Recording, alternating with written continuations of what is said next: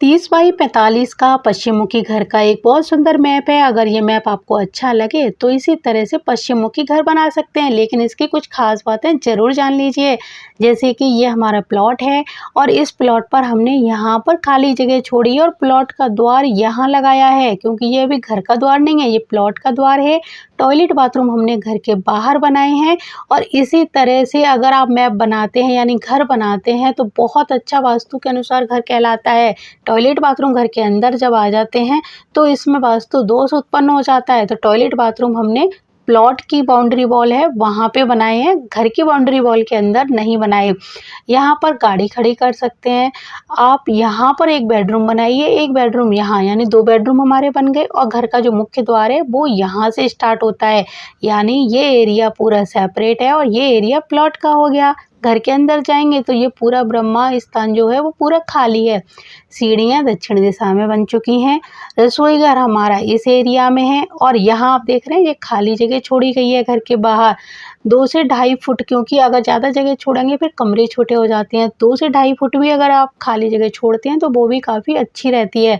ये एक छोटा सा कमरा है जिसे स्टडी रूम कह सकते हैं और यहीं पर पूजा घर बनाया है। ये गार्डन का एरिया, यहाँ जाने के लिए यहाँ पर 2 सीढ़ियाँ लगाई गई हैं।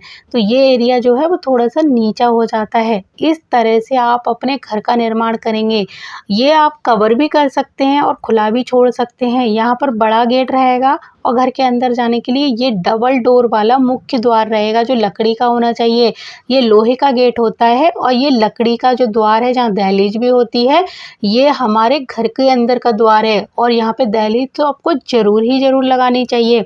तो इस तरह से आप पश्चिम मुखी घर बना सकते हैं जब प्लॉट आपका रेक्टेंगल हो और प्लॉट में आपके पास काफ़ी स्पेस हो, यानी बड़ा प्लॉट हो।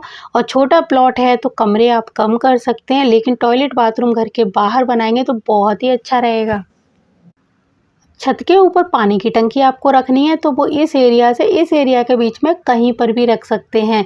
आपको गार्डन में एक छोटा सा इस तरह से एक गड्ढा बनाना है जिसे सीमेंट से पक्का कर देना है और इसमें पानी स्टोर करके रखना है और इस पानी का प्रयोग आप इस गार्डन में करेंगे।